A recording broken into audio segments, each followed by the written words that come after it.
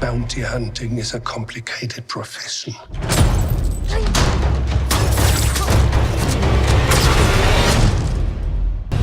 Don't you agree? No, not really.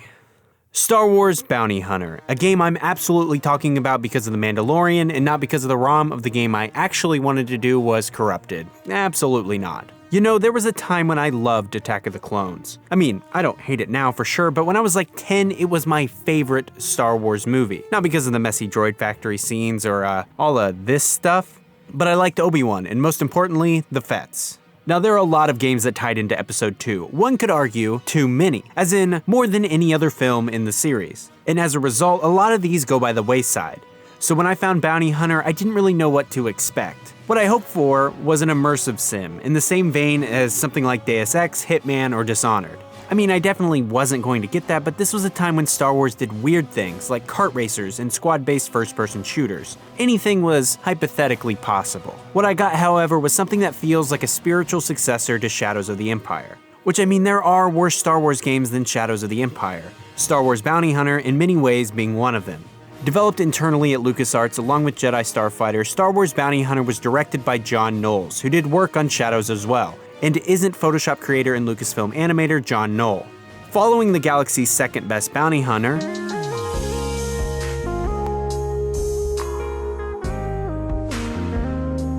as we uncover his origin, his connection with the Sith, and why he has that kind of impractical ship we all love, Bounty Hunter gets us back to the seedy side of Star Wars that was so rare during the prequels. Watto and Jango aside, everything in those three films feels comfortably within Republic jurisdiction and squeaky clean. By taking the player into prisons and small cantinas, we're welcome into the prequel era's equivalent of Jabba's palace with open arms, and it's refreshing. As a result, the story side of Bounty Hunter really kept me going. There's very, very few stories that are told between Phantom Menace and Attack of the Clones, and this one isn't half bad. It's pretty solid EU fare that always feels just a little out of frame from the important events in a good way. Like again, Shadows of the Empire. I'm not gonna spend this whole review talking about Shadows, I promise. However, it seems like it takes quite a lot of tolerance to get to the actual good stuff that is the story. I mean, the core shooting is fun enough. There isn't particularly a lot of variety, but Jango is agile and there's a targeting system that makes you feel like you're whipping around your Westar 34s, but a lot of the weapons, whether it's poison darts or flamethrowers, feel like they have some wind-up to them. As a result, they're less formidable in a game where it's very easy to be overwhelmed by enemies.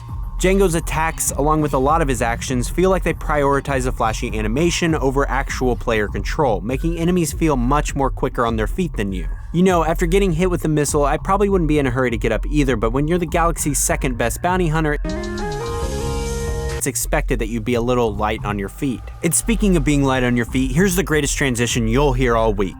Jetpacks, am I right? I mean, they're one part jet and one part pack, which is great because... Okay, I have to talk about Shadows of the Empire again, I'm sorry. Jango's jetpack is pretty solid, but the whole releasing the stick to move upwards just feels a little more awkward than it has to be. Countless times I've missed platforming challenges because I couldn't quite get the jetpack to, jet the way I wanted it to. Falling to my death or being shot out of the air leads to more headaches than I'd ever really want.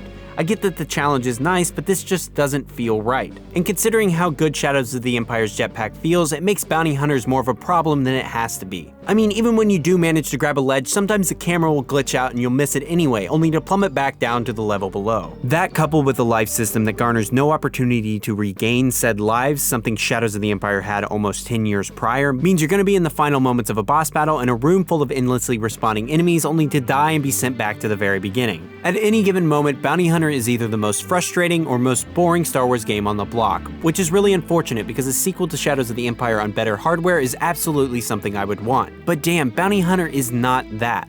The technical prowess that came with that N64 launch title is replaced with the B-rate Jak and Daxter knockoff with some really rough frame rate drops and a pretty damn good Star Wars story. Far too often I find myself flying over hordes of enemies to get to the next room, which isn't necessarily a good thing. I don't know, I mean it does take a lot of the good things from Shadows and improves them. A lot of the tertiary weapons, ones that you pick up in the level and then go away once they're depleted, feel really good and are fun to use. They're much quicker than the rest of Jango's arsenal and feel responsive, something that Shadows didn't quite do right.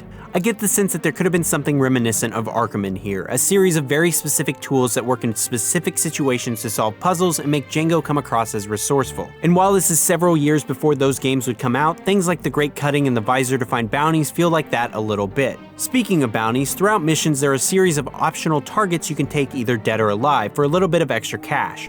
But with no progression system to use that cash with, and the clunky way you have to mark and then rope up your various bounties isn't something I'm willing to do in combat. It screeches those fast shootouts to a halt, and while it's some much needed variety, it feels tacked on and unnecessary. Maybe if I could buy better guns or upgrade my armor, but there's nothing, and so I never feel the need to do so. Instead, it's connected to a point system at the end of each level, something that it, again, borrows from Shadow, but doesn't really do anything for me, a non-completionist player.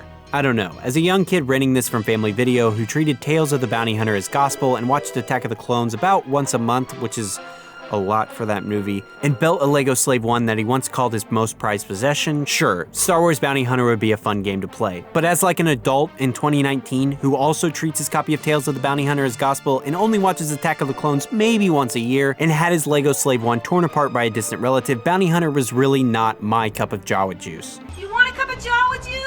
Oh yes, thank you. If you're looking for a bit of Tamora Morrison action that gets into the guts of what happened between the prequels, then man, Republic Commando is a much more fun, much more dynamic, and much more different experience for Star Wars that feels like it has the passion behind it that something like Shadows of the Empire before it had.